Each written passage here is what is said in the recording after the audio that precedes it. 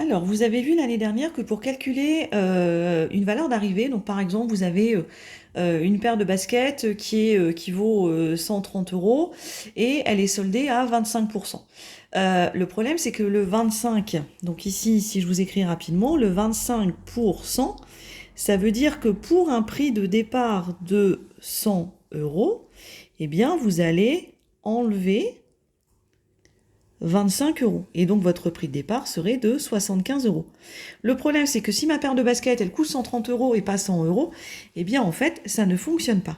Et donc, vous avez découvert l'année dernière une notion qui s'appelle le coefficient multiplicateur et qui va permettre d'appliquer un taux d'évolution, donc une hausse ou une baisse, à n'importe quelle valeur de départ. Et donc là, vous avez une formule, à retenir.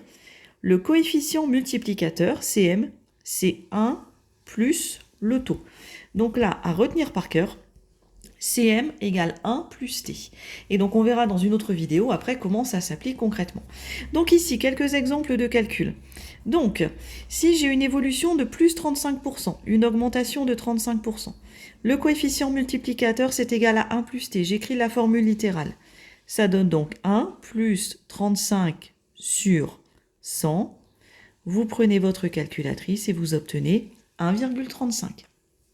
Si la hausse est de 1%, le coefficient multiplicateur, la formule littérale 1 plus t, j'applique à ma hausse de 1 pour 100, j'obtiens 1,01. Si maintenant j'ai une diminution de 40%, donc la formule littérale est la même, 1 plus t. Et là maintenant je viens l'appliquer à mon taux de moins 40%. Donc le taux étant de moins 40%, plus et moins ça fait moins. Donc le plus devient moins, 1 moins 40%, et j'obtiens 0,60.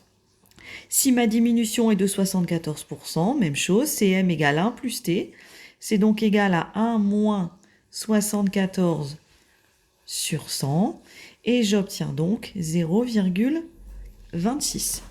Dernier exemple, si j'ai une augmentation de 200%, et ben par combien le prix est multiplié?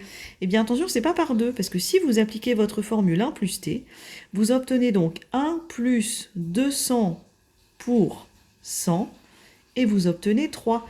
Ce qui est normal, si vous avez un jean qui coûte 100 euros, vous lui ajoutez 200%, donc c'est-à-dire que vous allez lui ajouter 200 euros, il va coûter 300 euros. Si son prix passe de 100 à 300 euros, il a bien été multiplié par 3. Donc là, ce que vous devez bien avoir en tête, c'est la formule du coefficient multiplicateur, CM égale 1 plus T. Que ce soit une augmentation ou une diminution, remarquez, ma formule littérale ne change pas. Par contre, c'est dans l'application. Quand j'ai une augmentation, c'est un plus. Quand j'ai une diminution, eh bien, ça devient un moins.